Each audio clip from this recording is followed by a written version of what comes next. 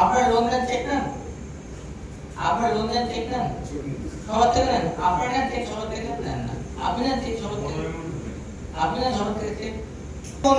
অনেকে নিয়ে অনেকে নিই না, এটা হয় কখনো কি মানে অনেকে নিয়ে অনেকে নিই না।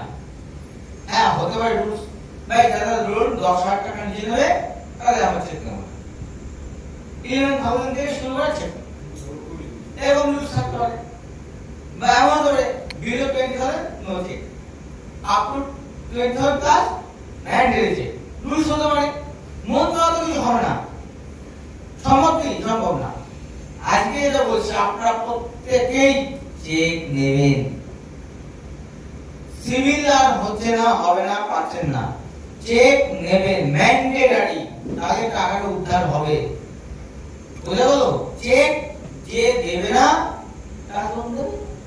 এমন কি কারো হয়েছে অ্যাকাউন্টে প্রচুর টাকা জমা আছে, লোন নেওয়ার লোক নেই, এমন কারো হয়েছে? আপনি তো কারো হয়নি তো?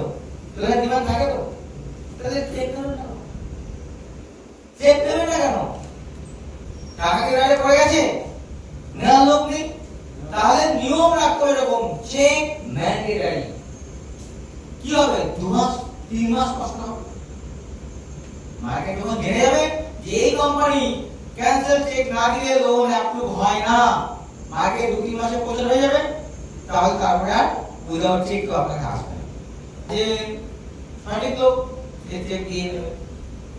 সুতরাং চেকটা ম্যান্ডেটরি করুন, very important, very very important. কারণ কোম্পানির লাভ লস ডিপেন্ড করে ওই যে কালেকশনটা আসে, তার লাস্ট কালেকশনটা ওই কোম্পানি পাবে। মনে রাখবেন যে লোনটা আপনারা দিচ্ছেন তার লাস্ট নম্বর ইএমআই যেটা, সেটাই কোম্পানির প্রফিট। কিন্তু প্রথম ইএমআই প্রফিট হয় না, প্রফিট কোনটা?